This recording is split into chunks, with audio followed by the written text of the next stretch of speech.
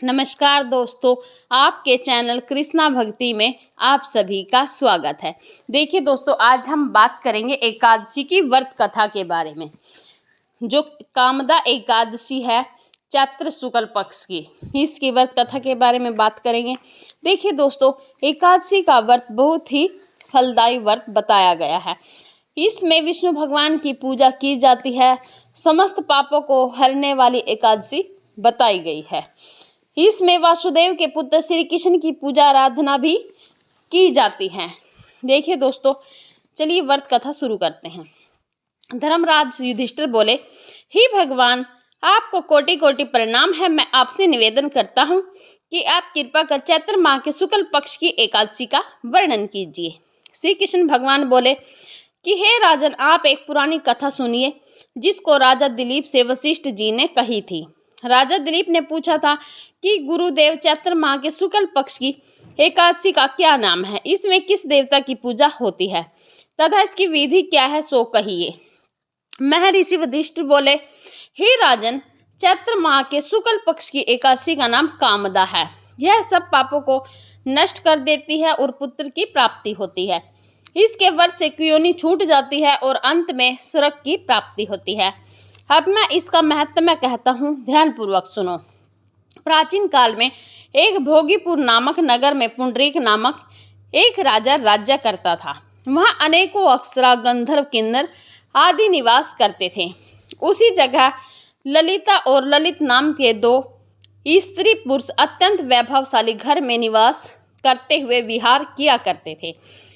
एक समय राजा पुंडरीक गंधर्वों सहित एक सभा में क्रीड़ा कर रहे थे। उस जगह ललित गंधर्व भी उनके साथ गाना गा रहा था, परंतु उसकी प्रियतमा ललिता उस जगह नहीं थी। इससे वह उसको याद करने के कारण अशुद्ध गाना गाने लगा। नामराज करकोटक ने राजा पुंडरीक से इसके बारे में कहा। इस पर राजा पुंडरीक ने ललिता को श्राप दिया कि अरे दुष्ट, तू मेरे सामने गाता हुआ भी अपनी स्त्री को सिमरण कर रहा है।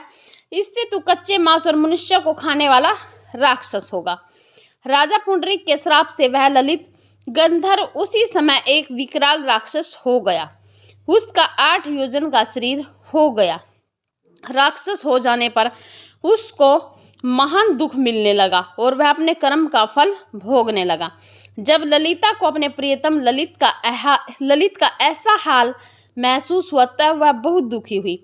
वह सदैव अपने पति के उद्धार के लिए सोचने लगी कि मैं कहाँ जाऊं और क्या करूं। एक दिन वह घूमते घूमते विंध्याचल पर्वत पर गई। उसने उस जगह श्रृंगी ऋषि का आश्रम देखा।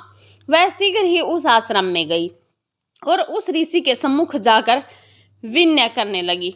उसे देखकर श्रृंगी ऋषि बोले, हे सुभगे, तुम कौन हो और यहाँ किस लिए आए हो? ललिता बोली, हे मुनि, मैं वीर धनवा नामक गंधर्व की कन्या ललिता हूँ। मेरा पति राजा पुंडरीक के शाप से एक भयानक राक्षस हो गया है। आप राक्षस योनि से छूटने का कोई श्रेष्ठ उपाय बतलाइए। तब श्रृंगी ऋषि बोले, अरे गंधर्व कन्या ललिता, अब चैत्र मास के शुक्ल पक्ष की एकादशी आने वाली है।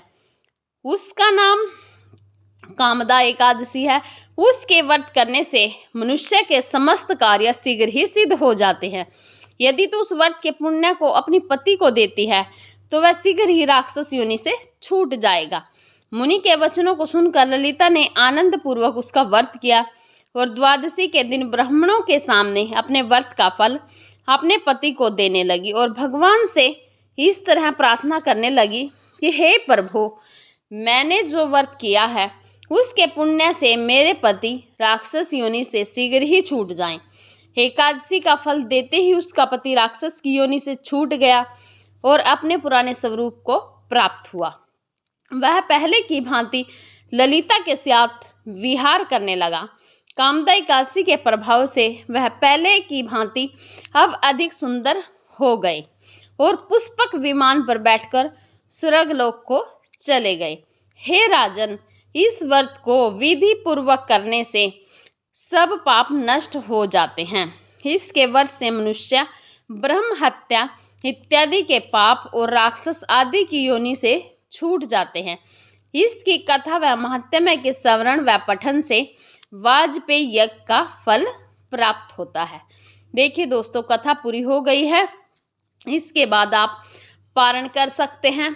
कथा सुनकर आज के दिन आप कथा सुनिए और इसका पारण का समय 2 तारीख को होगा। जो व्यक्ति 1 तारीख को व्रत करते हैं, इसका पारण 2 तारीख को 1:30 बजे से 1:30 से 4 बजे तक किया जाएगा। उसके बीच आप व्रत खोलेंगे, क्योंकि पारण शुभ मुहूर्त में किया जाता है, इससे पहले शुभ मुहूर्त नहीं है। किसी पंडित व्यक्ति को दान दक्षिणा जरूर दे, अन्न का दान जरूर करें। इससे ही आपको एकादशी के व्रत के सभी फल प्राप्त होंगे, सभी फलों की प्राप्ति होगी आपको। अगर आपको वीडियो जरा सी भी अच्छी लगी हो तो प्लीज़ लाइक ज़रूर करिएगा। जय श्री कृष्णा, राधे राधे आप सभी को।